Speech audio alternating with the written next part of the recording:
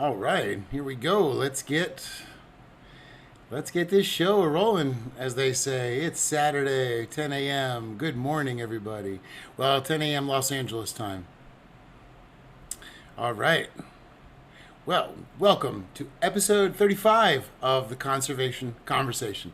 I'm your host, Eric Crown, and as usual, we're going to be having a show where you can type your comments into Facebook or YouTube, and they will appear on the screen. So we're all hanging out, talking, having a coffee, tea, wine, however your weekend is rolling. So today we're going to be talking about, I think, a topic everybody loves, but everybody's slightly afraid to discuss, which is cacao and chocolate. We're about to get right into that. So I hope everybody's having a great Saturday. Anyway, it is, as I always like to say, it is our world. Let's talk about it.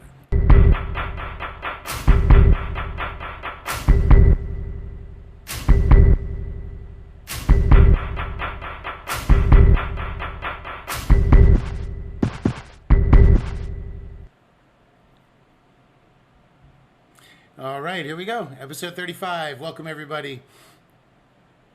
So I'm very excited that the show is back on. As a lot of you know, I was banned from Facebook, from being able to talk to anybody for a little while. So I'm glad. Let's see. Is this going here?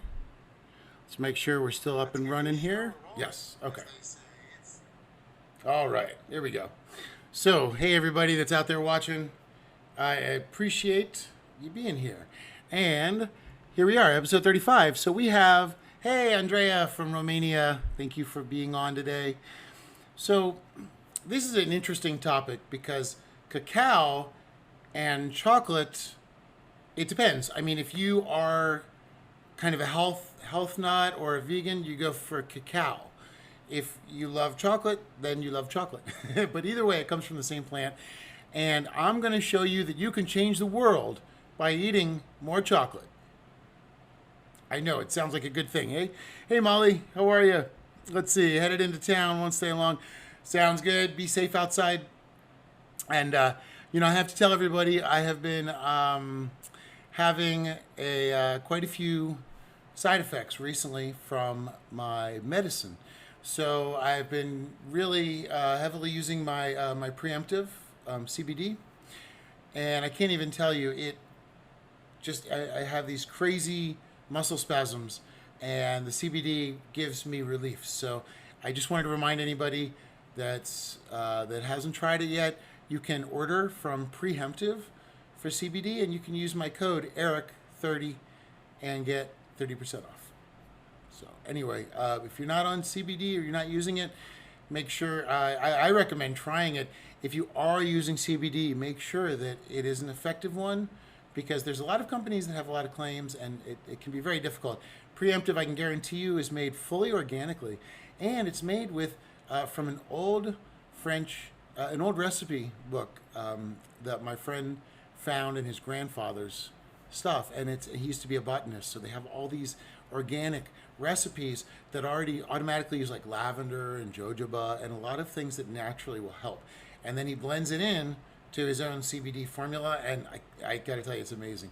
There's sports cream and droppers.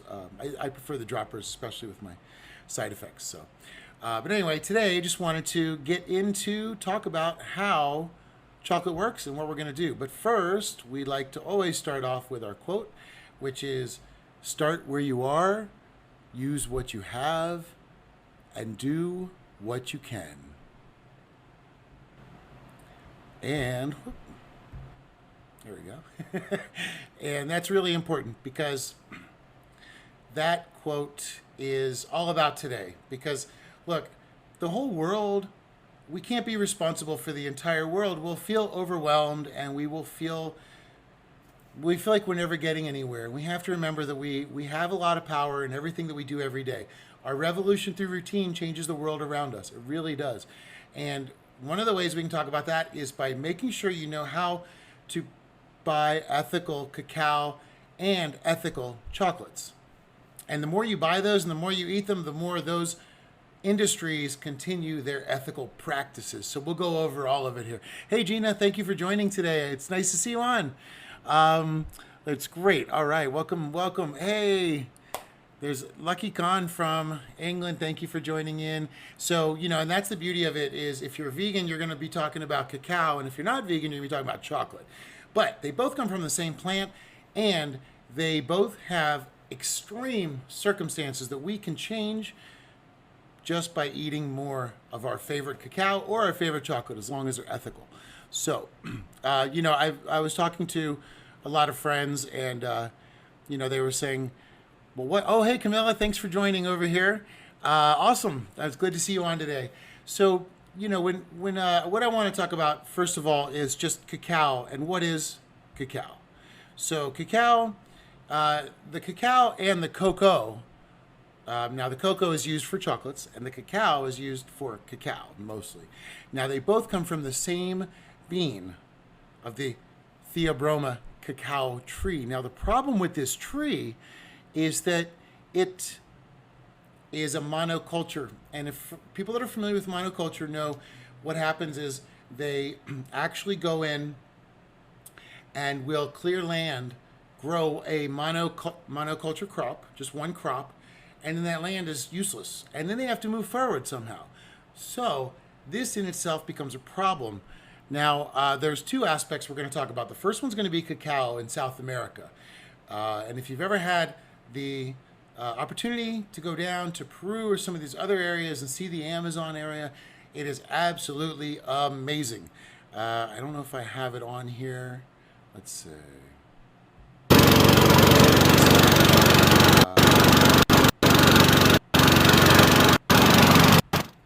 There we go. Turn that volume down.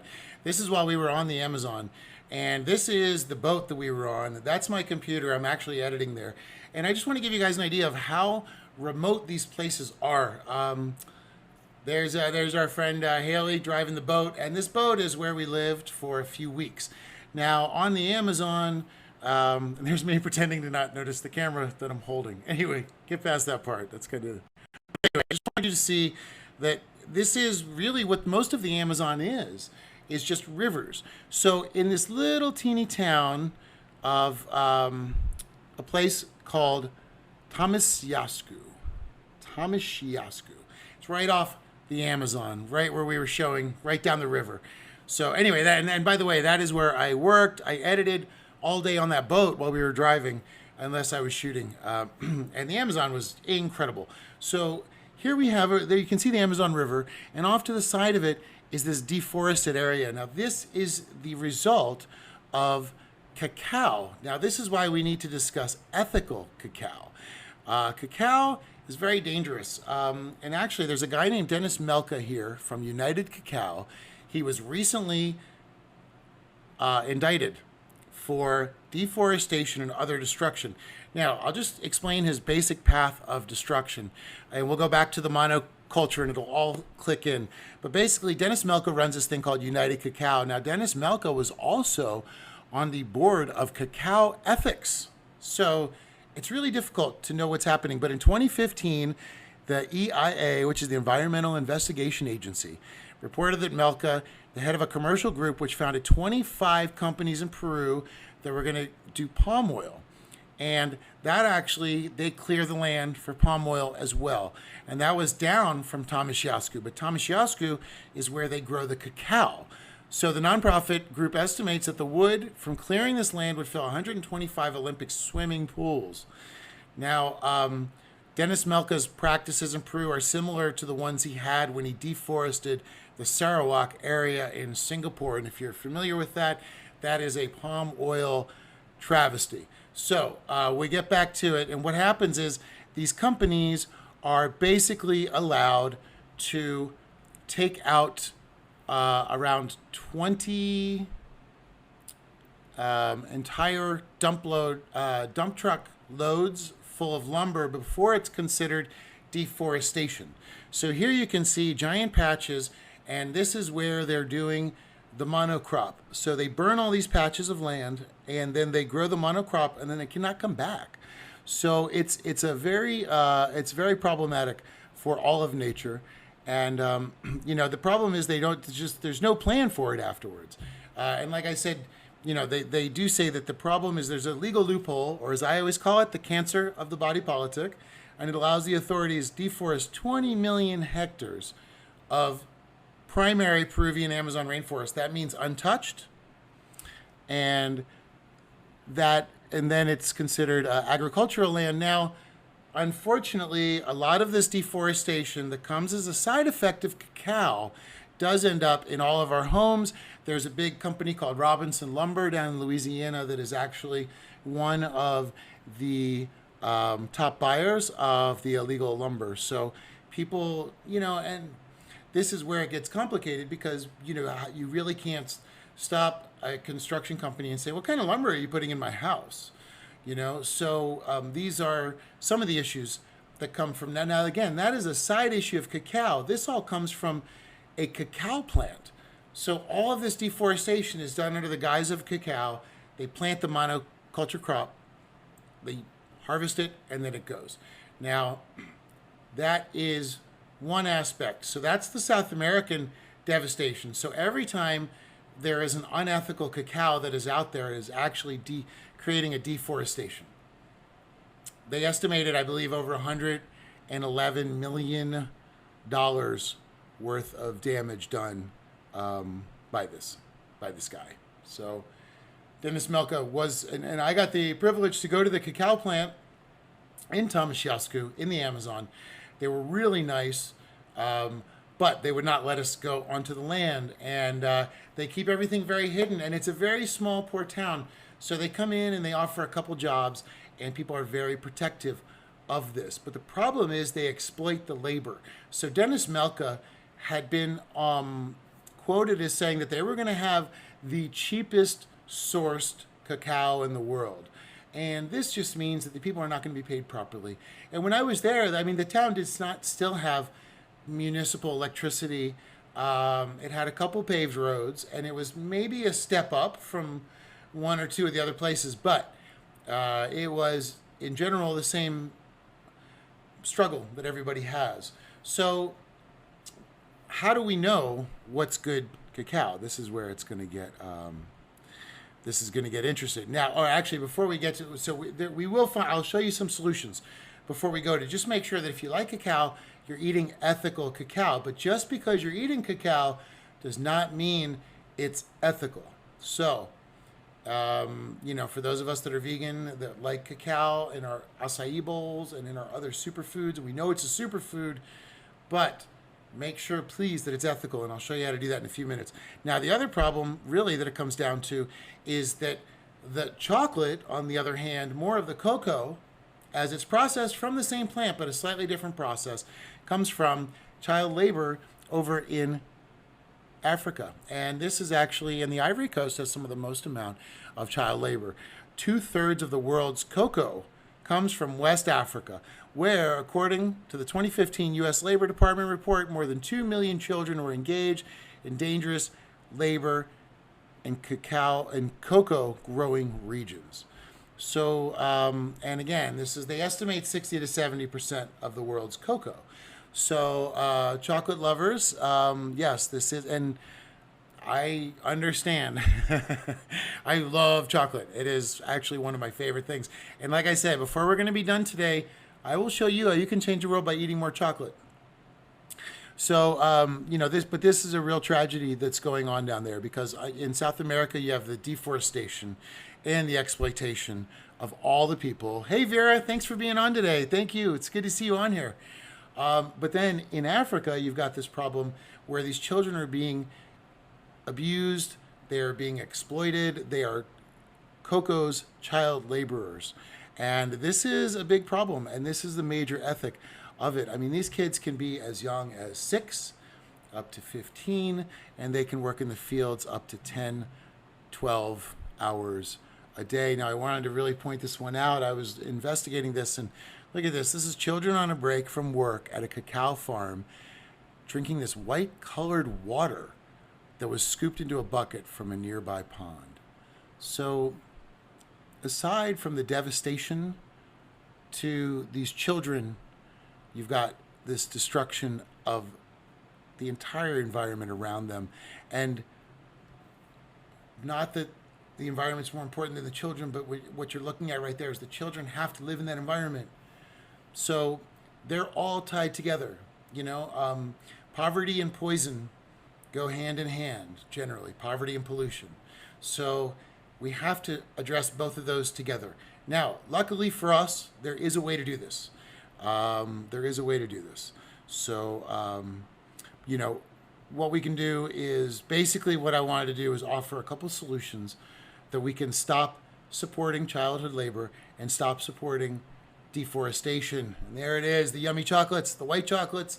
So, okay, if you're a vegan, you're going to be eating cacao or dark chocolate, which contains no milks or milk fats. Although dark chocolate could contain sugar, which is sometimes made out of bone char, and so vegans really aren't into that. So vegans, be careful when you're eating at these. Remember, white chocolate always has milk fats in it.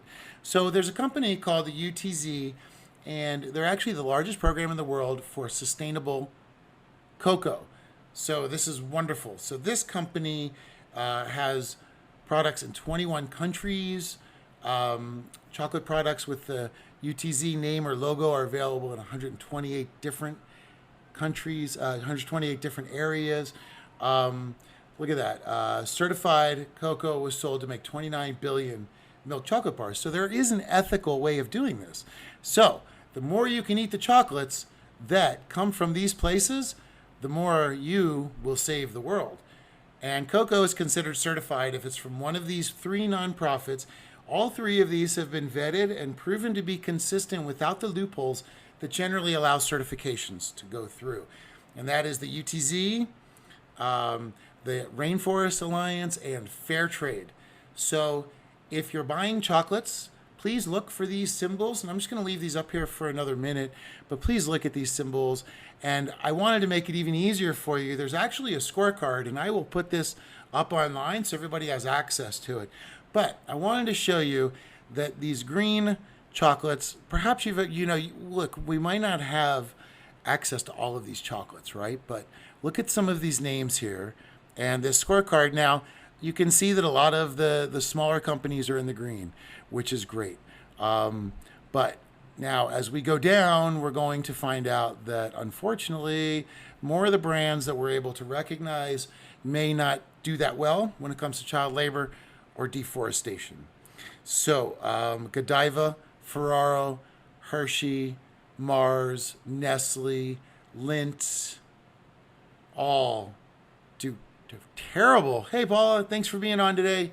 All of these chocolates are unsustainable in many, many different ways. And you can see the organizations that we just spoke about that have gone through to vet which chocolates are safe. Now, the bright side of all of this, I always want to try to make a positive, is that Mars, Ferrero, Godiva, all have said they're going, and I think actually not Nestle, all of those 3 have said that they're going to stop using child labor. So where we come back, that was a 2019 scorecard. But again, the chocolates you eat, remember, there's those children that are being exploited, and as you saw, the conditions that they live in. So we have to be ethical, if we're going to treat ourselves. Unfortunately, and was always a fan of buying like the $1 chocolate bar on my way out of the grocery store. But please, the ramifications of it is, now that we know, we cannot continue the way that we used to, just grabbing the Reese's on our way out, unfortunately. And chocolate is so tasty, and so is cacao. I love cacao. I love the bitterness of it, the dark chocolate. It's all beautiful. And so you don't have to live without it, but the more you can eat organic and certified, good for the planet, good for the people chocolate, the more these companies that have the lower scorecards will change how they do business. So remember, revolution through routine. Chocolate's one of the more fun parts of this. All I'm saying is please eat as much ethical cacao and ethical chocolate as you can. I mean, maybe people don't want to say that for health reasons, but, if it's, the other way is that there's a lot of vegan chocolates. So if you still, you want to have milk chocolate, but you don't want to continue to support that particular industry, you also have vegan chocolates, and they're all healthy. There's vegan white chocolate, there's vegan milk chocolate. Dark chocolate, as I said, mostly is always vegan, but check your ingredients. And cacao, I believe, is always vegan. From the way it's processed, there's no milk used at all. So you don't have to worry about that aspect if you are vegan, but you just do have to worry about where does it come from and is it ethical, the cacao. So United Cacao, by the way, I want to mention Dennis Melka's company was on the public stock exchange. So things don't, even if they appear legitimate, maybe aren't always. You know, he was on the London Stock Exchange. They pulled him off. He was on this ethical stock exchange. They have like a green, I guess, stock exchange. And they actually, he was forced out when they found out all of the deforestation and destruction he was doing. So the good news is the guys are out there, the bad guys are out there, but so are the good guys. They're getting busted. They're getting taken down to court. And every time we eat ethical cacao or ethical chocolate, we are speaking directly to the companies we want to speak to and asking them to stop using child labor and to ask them to stop deforestation. So, you know, I hope, I really hope everybody can get in this and get inspired and go out and have a yummy, yummy, you know, yummy chocolate bar today. Now I really want one. Andrea says, I love chocolate, especially the dark one. Perfect, Andrea. That's the healthiest. It's closest to the cacao itself. Now, if you want to be able to, you know, if you're like thinking, all right, you know, this, how am I going to remember all this? It's okay. I always mention this, but I wanted to just show you guys, there's a thing called Buycott. Buycott, and it is here. Now, if you go down, what you can find is you can join campaigns. So now you'll see there's, like, for example, illusion of choice, end animal testing, save and support the bees as much as you can. So if you want to click animal testing, what you're going to do is find a series of campaigns that will register every time you go in and you use, what you do is you scan a PCU code on the back of a product, put it on your phone, and then it'll tell you if it matches your ethics. So if you're worried about child labor, you can put that in Buycott. If you are worried about pollen and products that injure bees, if you're worried about orangutans, if you're worried about fish, whatever you're worried about, all of us have different ethics, and that's okay, but we need to shop according to our ethics, whatever they may be. Buycott allows you that ability, and also allows you the ability to look at other products. For example, if you're vegan and you want to go buy some Oreos, you're going to scan the PCU code and you're going to find out that it's using palm oil that is coming out of the Indonesian rainforest that is extremely dangerous and actually killing orangutans. So you have that information in front of you, and what you want to do with it is what you want to do with it. And, you know, can do with it as your ethics choose. You know, everybody, like I said, lives by a different set of ethics, and we just have to make sure that whatever we're taking into our bodies is clean and healthy, because, you know, it's important. We are part of our environment, so it's important for us to be healthy, and that we can make sure that our environment is healthy. You know, because it's just like the quote said, we can just all start where we are, use what we have, and do what we can. So I'm excited. Get out there, buy some ethical chocolate, and enjoy it. So thanks everybody for joining today. You know, one thing I forgot to ask earlier on is I do have in the comments, you're going to find my YouTube channel. And I'm trying to grow the YouTube channel. As you know, I was banned on here for a little while. So please go to my YouTube channel, click the subscribe button. You won't miss any videos. I've got a lot more projects coming up soon, and some of them might be blocked here on Facebook. So pop over to the YouTube channel, and it's up here in the chat. You'll find it listed there. And just come on over, click subscribe. Please interact with any of the videos. It helps build our voice and gives conservation a bigger voice inside of the YouTube community. As of right now, we still need to find a little bit more of a spot. So thank you everybody for being on. Thanks Michelle, thanks Andrea, and I really appreciate everybody being here and talking today about some of the yummiest stuff in the world, ethical cacao and ethical chocolates. So, as I always say, when you run into somebody that totally disagrees with you, it's a wonderful time to have a discussion and get in there. And as I always say, it's our world. Let's talk about it. So I will see everybody. I'm going to start doing conservation coffee Monday, Tuesday, Wednesday, 6 a.m. California Pacific time, 9 a.m. Eastern time. So I'll see you guys for some nothing but great, good, positive eco news Monday, Tuesday, Wednesday. And then we, of course, will continue with our traditional podcast here every Saturday at 10 a.m. All right, thanks. It was great to see everybody. Have a wonderful, wonderful Saturday. It's our world. Keep talking about it.